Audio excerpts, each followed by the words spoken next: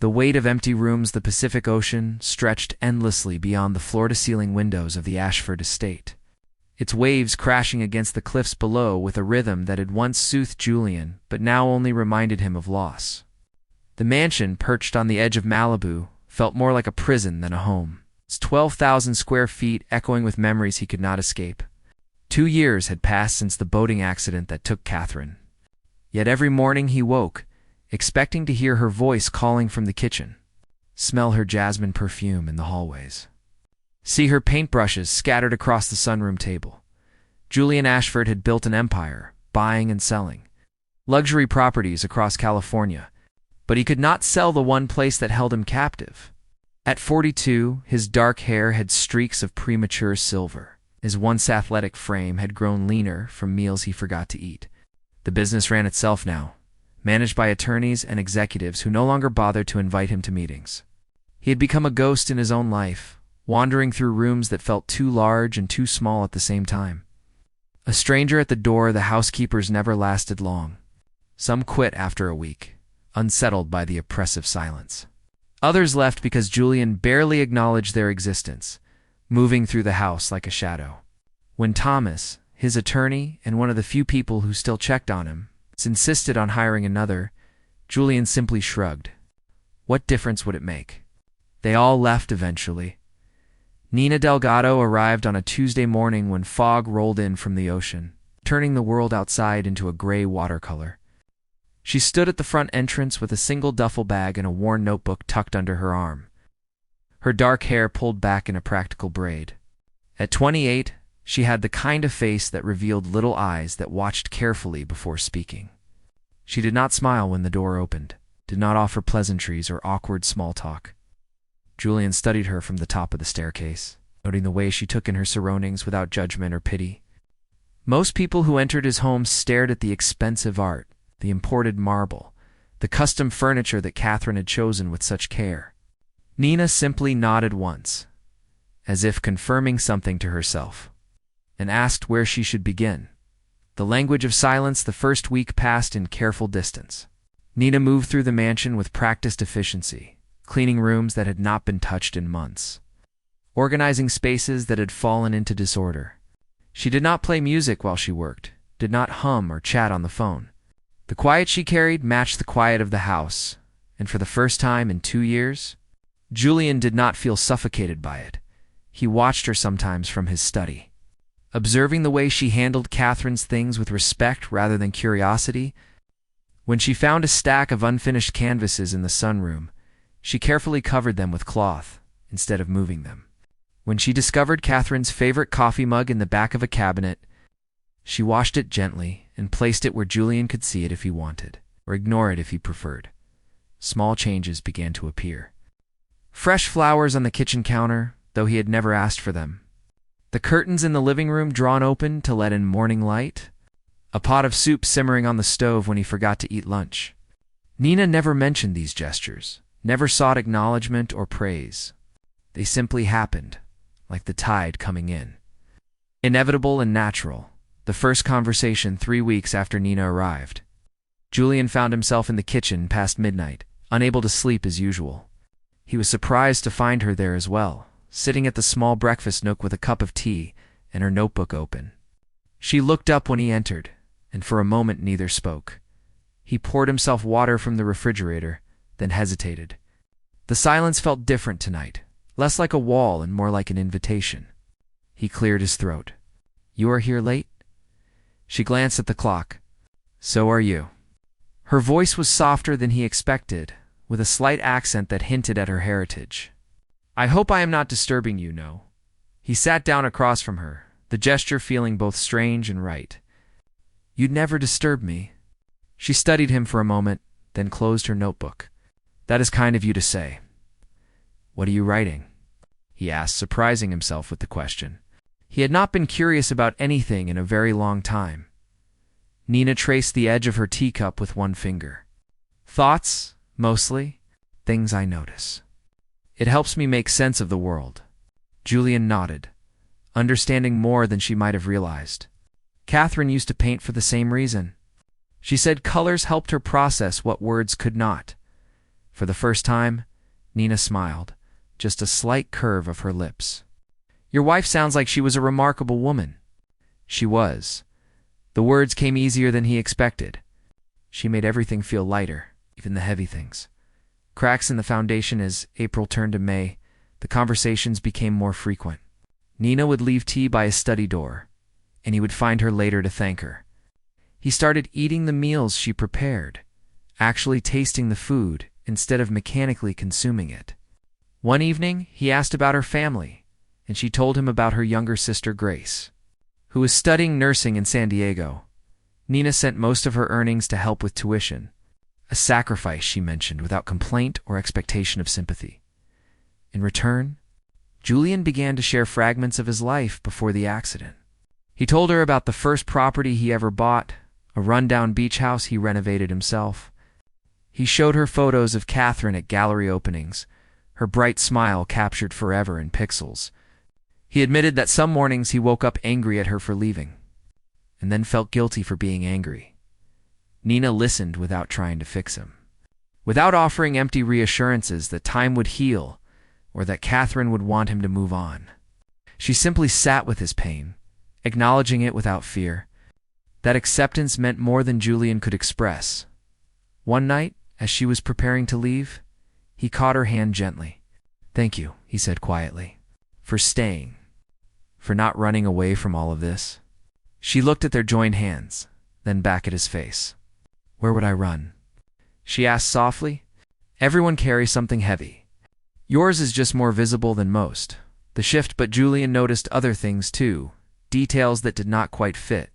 The way Nina sometimes flinched at sudden sounds, how she always positioned herself near exits, the careful way she answered questions about her past, revealing just enough to seem open while actually sharing very little.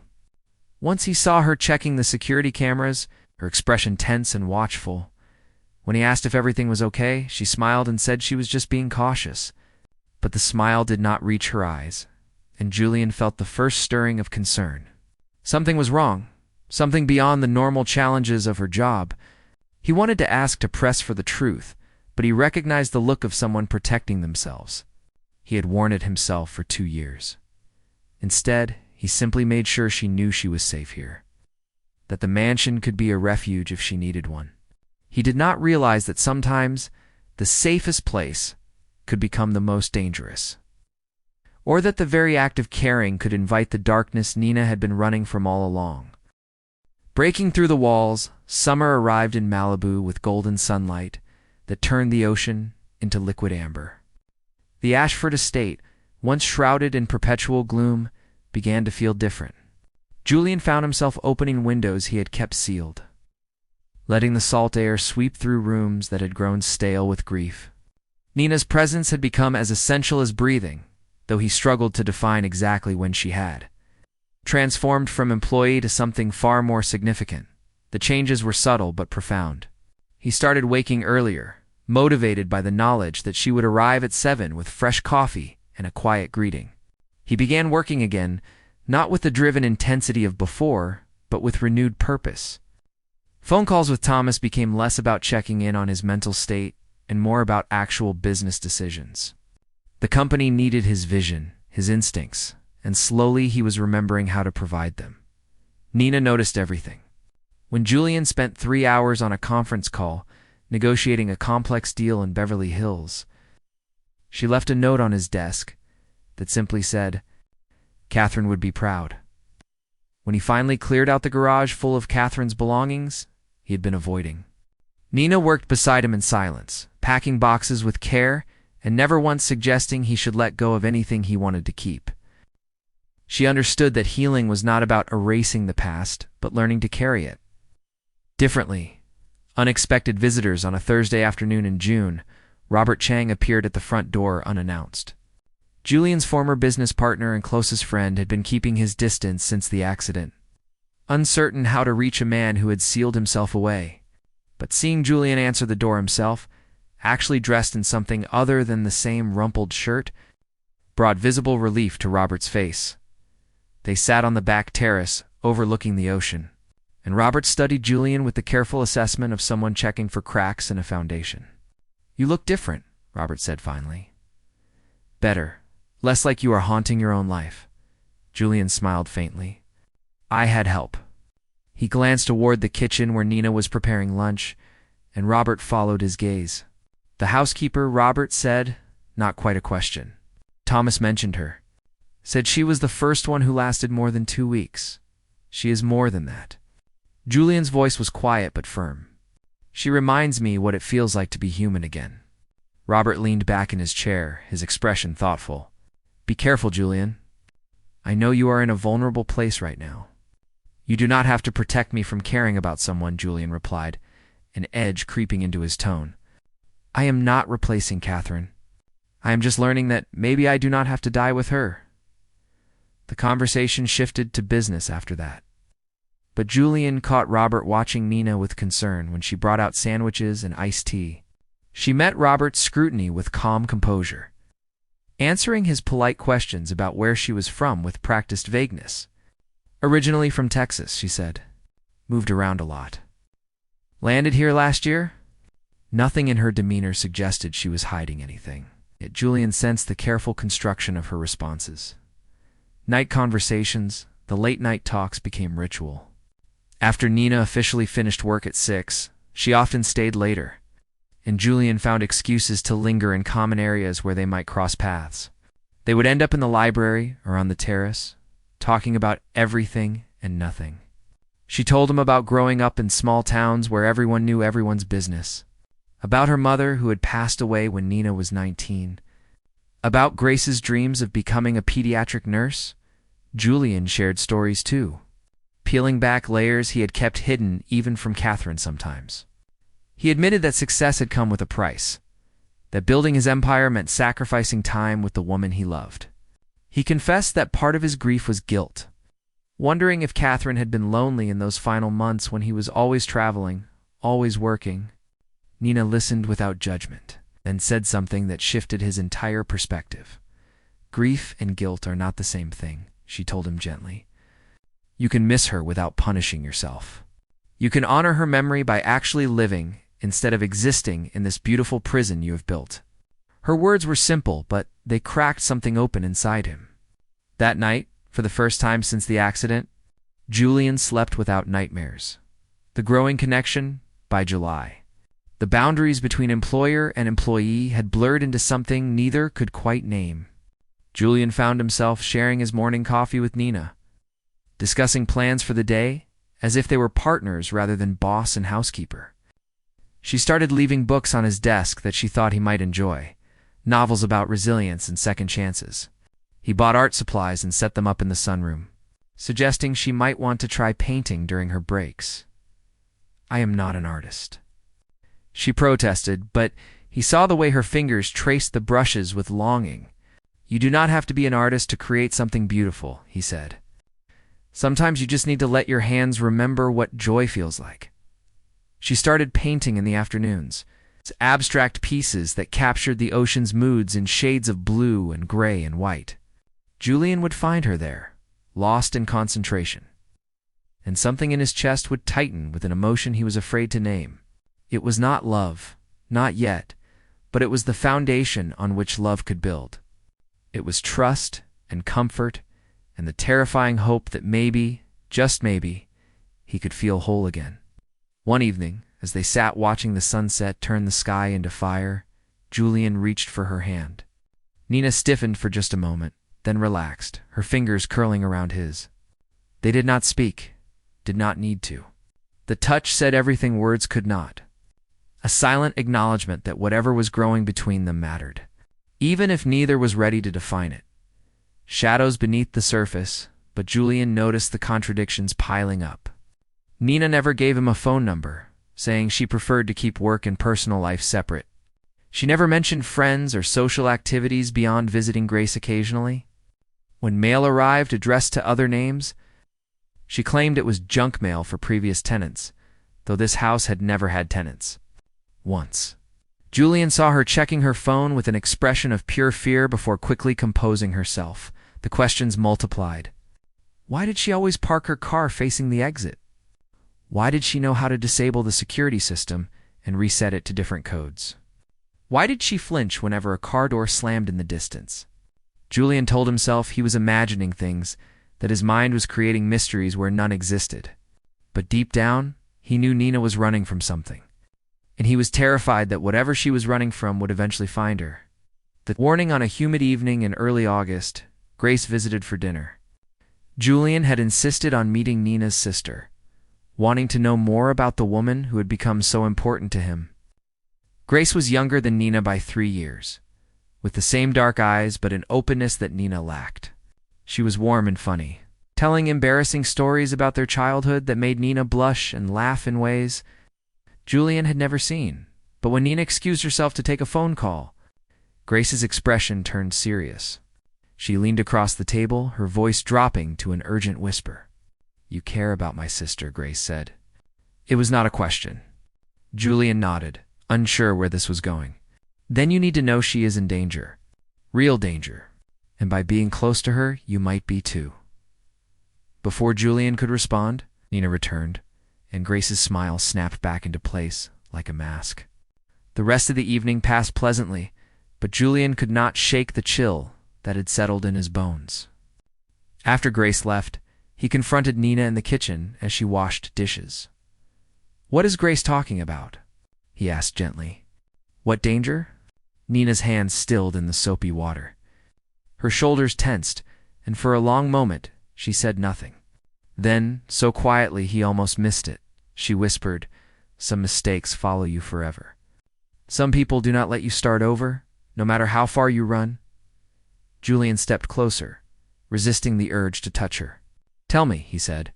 "Whatever it is, let me help." But Nina shook her head, tears sliding down her cheeks. "The best way you can help is by not asking questions I cannot answer. Please, Julian, just trust me." He wanted to argue, to demand the truth, but something in her broken expression stopped him. Instead, he simply said, "I trust you. But if you need help, if you are in trouble, I am here. You are not alone anymore." She nodded, wiping her eyes, but Julian saw the lie in her acceptance. Nina had been alone for so long that she no longer knew how to let anyone stand beside her. And that, more than anything else, told him just how deep the danger went. The calm before a gas drifted into September. Life at the estate settled into a rhythm that felt almost normal. Julian returned to work full-time, energized by projects that had been languishing. Nina continued her routines, though Julian noticed she had become more vigilant, more careful. She checked locks twice, scanned the property before leaving each evening, kept her phone close at all times. He did not press her for answers, but he made sure she knew his offer of help stood. He upgraded the security system without telling her why. He made sure she had keys to every entrance. He told Thomas to keep cash available in case Nina ever needed to leave quickly. These precautions felt paranoid, yet somehow necessary. On a cool evening in late September, they sat on the terrace under a blanket of stars. Nina leaned against Julian's shoulder, and he wrapped his arm around her, feeling the rapid beat of her heart against his side. "This feels like borrowed time," she whispered. "Like a dream I am going to wake up from." "Then do not wake up," Julian said fiercely. "Stay here. Stay with me. Whatever you are running from, we can face it together." She tilted her head to look at him, her eyes reflecting starlight and sorrow. "You are a good man, Julian Ashford. Better than I deserve. Do not ever forget that." The words felt like goodbye, and fear clutched at Julian's throat. But Nina kissed his cheek softly and smiled, and he told himself he was worrying over nothing. She was safe here. They were safe together. He did not know that tomorrow the past would catch up with both of them, and the woman who had saved him from drowning in grief would disappear like smoke in the wind, leaving only questions and the terrible echo of her absence. The morning after, Julian woke to silence, which was not unusual, but this silence felt different. It pressed against his chest like a weight, thick and ominous. He checked his phone out of habit and saw it was past 8. Nina should have arrived an hour ago. He called out her name as he descended the stairs, then checked the kitchen, the sunroom, the library. All empty. Her car was not in the driveway. He texted her phone, then called. It went straight to voicemail. Julian told himself not to panic. Maybe she was sick. Maybe her car broke down. Maybe Grace needed her. But when he called Grace, his hands were shaking. "I have not heard from her since Tuesday," Grace said, and Julian heard the fear creeping into her voice. "She was supposed to call me yesterday, but she never did." "What happened?" "I do not know," Julian admitted, his throat tight. "She just did not show up this morning." There was a long pause. Then Grace said something that made Julian's blood run cold. "Call the police. Right now. If Nina disappeared without warning, it means they found her." The investigation begins. Detective Harrison arrived at the estate within 2 hours of Julian's call.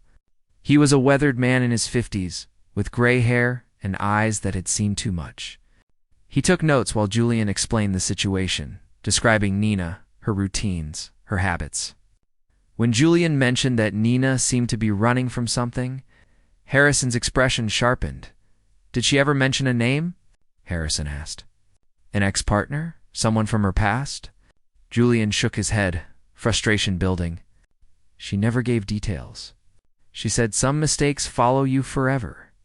Harrison wrote that down, then looked up. "Mr. Ashford, I need to ask you something, and I need you to be honest. What was your relationship with Nina Delgado?" "She was my housekeeper," Julian said, then corrected himself. "She was my friend. Maybe more than that. I cared about her deeply." "Did you run a background check when you hired her?" "Thomas did," Julian said. "Standard procedure." Harrison nodded slowly. "Well, the Nina Delgado who worked for you does not exist. At least not according to any official records from the past 3 years. The name is an alias." The words hit Julian like a physical blow. An alias. Nina was not even her real name. Everything she had told him, every story, every detail, might have been a carefully constructed lie. But even as the thought formed, he rejected it. The pain in her eyes had been real. The way she listened, the way she cared, that was not something anyone could fake. Whatever name she used, whoever she was running from, the woman he knew was real. Pieces of the past over the next 3 days. Harrison dug into Nina's background while Julian existed in a state of suspended agony. He could not eat, could not sleep. He walked through the mansion, touching things she had touched, sitting in places she had sat, trying to hold on to her presence even as it faded like morning mist. Thomas came by daily with updates and concern. But Julian barely heard him. On the 4th day, Grace arrived at the estate unannounced, her face pale and her hands trembling. She carried a manila envelope that she set on the kitchen counter like it contained something toxic. "You deserve to know the truth," Grace said. "Nina made me promise never to tell, but now that she is gone, keeping secrets does not protect anyone anymore." Julian opened the envelope with shaking hands. Inside were newspaper clippings from Texas, dated 5 years earlier. The headlines screamed about a domestic violence case that had shocked a small town. A woman named Rebecca Delgado had nearly been killed by her husband, a prominent local businessman named David Kirkwood. She had testified against him, putting him in prison. But the articles also mentioned threats made by Kirkwood's family, promises of revenge. "Rebecca," Julian said slowly. "Not Nina, Rebecca," Grace confirmed. "She changed her name legally 3 years ago when she got out of witness protection. She thought enough time had passed, that she could build a normal life. But last month, David got early release for good behavior. The pieces fell into place with sickening clarity. The fear in Nina's eyes. Her vigilance. The way she always checked exits and changed security codes. She was not just running from a bad relationship. She was running from a man who had vowed to kill her. The search Julian threw himself into finding her with an intensity that worried everyone around him. He hired private investigators. He tracked down every contact Grace could remember. He called shelters and hospitals across 3 states. Harrison worked the case from the official angle, putting out alerts and checking surveillance footage from traffic cameras. But it was like Nina or Rebecca, or whoever she truly was, had vanished into thin air. 2 weeks passed with no leads. Julian stopped going to the office entirely. He spent hours staring at the paintings she had created in the sunroom. Abstract oceans that now felt like messages he could not decode. At night, He sat in the library where they had shared so many conversations, and the silence was unbearable. He had thought he knew what loneliness felt like after Catherine died, but this was different. This was losing someone while they were still alive somewhere, suffering, afraid, beyond his reach. Thomas found him there one evening, surrounded by empty coffee cups and files from the investigation. "You need to rest," Thomas said gently. "You are going to make yourself sick." "I cannot rest," Julian said, his voice hoarse. "Not while she is out there. Not while he might find her first." Thomas sat down beside him. "What if she does not want to be found? What if she left to protect you?" "Then she underestimated how much I need her," Julian replied fiercely. "She saved my life, Thomas. She pulled me out of grief and taught me how to feel again. I am not going to abandon her now just because things got complicated." The breakthrough came from an unexpected source. Harrison called Julian at 2 a.m, his voice urgent. "We found something. Security footage from a bus station in Oregon 3 weeks ago. A woman matching Nina's description bought a ticket to Seattle using cash. She looked terrified, kept checking over her shoulder. We think she is hiding in the city." Julian was in his car before Harrison finished speaking. He drove through the night, his hands tight on the wheel, his mind racing. Seattle was huge, a maze of neighborhoods and communities where someone could disappear. But he had to try. He had to find her, had to tell her that she did not have to face this alone. He spent days searching, showing her photo to shelter workers and cafe owners and anyone who might have seen her. Most shook their heads, but on the 5th day, a woman at a community art center paused when she saw the picture. "She comes here sometimes," the woman said. "Uses the studio in the evenings. Calls herself Beth now. She is very quiet, very careful. Has not been here in a few days, though." Julian left his number and a message. "If she comes back, please tell her Julian is looking for her. Tell her she is safe with me. Tell her I am not giving up." The woman studied him carefully, then nodded. "I will tell her, but you should know, there was a man here last week asking about her too. He did not look like someone who meant well." Terror gripped Julian's heart. David Kirkwood. He was close, maybe closer than Julian. The race was no longer just about finding Nina, it was about finding her first. The confrontation, Harrison's team traced Kirkwood to a motel on the outskirts of Seattle. They surrounded the building quietly, and when they breached the door, they found evidence that made Julian's blood run cold. Photos of Nina, surveillance reports, a map with locations circled in red. Kirkwood had been tracking her methodically, narrowing down her location day by day. But the motel room was empty. He was gone, and so was his car. Then Harrison got the call that changed everything. Patrol units responding to a disturbance at a storage facility on the waterfront. A woman screaming. Sounds of a struggle. Julian did not wait for Harrison's permission. He drove like a man possessed, his heart hammering against his ribs. When he arrived, police cars surrounded the building, their lights turning the night into chaos. Harrison tried to stop him from going inside, but Julian pushed past, following the sound of raised voices.